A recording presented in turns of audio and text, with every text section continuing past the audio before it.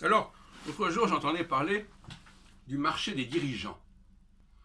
On dit oui, on les paye très cher, ces dirigeants, parce qu'ils sont très peu nombreux. Et c'est vrai que, effectivement, le scandale, entre guillemets, des dirigeants hyper payés met néanmoins en évidence le fait qu'il y a des gens. Il n'est pas facile de trouver des gens d'une certaine qualité, d'une certaine envergure.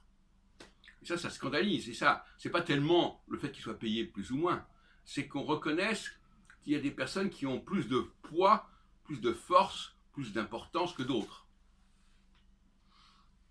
Alors qu'on le reconnaisse par le biais des élections en disant oui, on a élu celui-là, donc c'est normal qu'il ait plus important, ou qu'on le reconnaisse de facto en disant celui-là, on en a besoin, il faut le recruter, est-ce que ça change quelque chose finalement? Dans les deux cas, on est dans un processus de recrutement.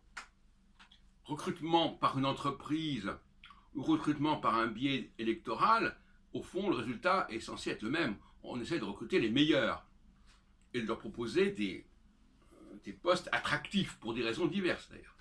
Logement, l'Élysée, Matignon, ou je sais pas comment, des positions, pas forcément par le fait qu'ils sont mieux payés, mais parce qu'ils sont un certain nombre de compensations, d'honneurs, qui ne sont pas négligeables. Donc, il faut quand même reconnaître que nous sommes au XXIe siècle, je pense que nous allons accorder de plus en plus d'importance aux gens qui ont des capacités exceptionnelles. Pourquoi? Parce qu'il y a un nivellement par le bas considérable, du fait, comme dirait Seguela l'autre jour à une émission avec Pascal Pro, allô maman, robot. Alors, effectivement, les robots, il y a beaucoup de gens qui font des choses qui sont robotisées ou robotisables. Bon, ben, ces gens-là, ils n'existent que par ce biais-là. Donc, ils n'ont pas une très grande valeur, si on peut dire.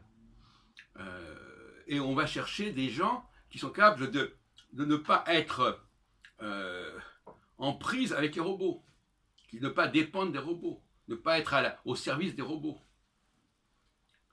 Et ça, c'est une élite. Donc la technologie met en évidence une élite. Voilà.